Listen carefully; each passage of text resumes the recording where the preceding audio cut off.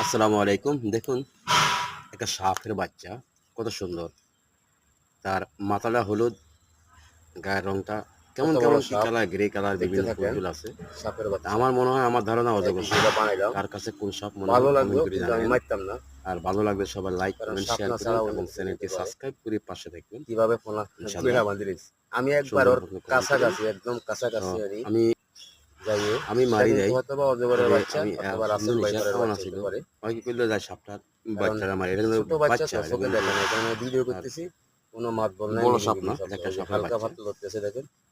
হালকা পাতলা চোখে দেখেন দেখে মাথা কিনা কি জানি না। করতেছে, দেখেন জিব্বা লাড়াইছে, বার করতে আছে। লাড়ালাড়ি করতেছে মাথারে। এখানে একটা দেখতে বাকি খুবই সুন্দর দিকুরা দেখা আছে, যায়। বাকিটা আলু দেওয়ার পর বিষাক্ত পরে সাপ দেখছি। কিনা কি সব জানি না, দেখেন বাচ্চা তো। তো মারিয়ে লাইছে, এত ইন্দোনেশিয়া ঠান্ডা একটা লাগে মনে ছিল, হয়। সাপটা এখানে মানে মারিয়ে লাইছে। বেড়া বান্ধি ভিতরে ঢুকে তো ঠান্ডা লাগে, সবাই ভালো ঠান্ডা লাগছে লাগলে মনে হয় এই লাইক, কারণে। কমেন্ট করেন, শেয়ার যাক করেন, সবাই ভালো সাবস্ক্রাইব লাগলে করেন লাইক কমেন্ট ইনশাআল্লাহ। শেয়ার করেন, সাবস্ক্রাইব করেন। ওকে, আসসালামু আলাইকুম, আল্লাহ হাফেজ।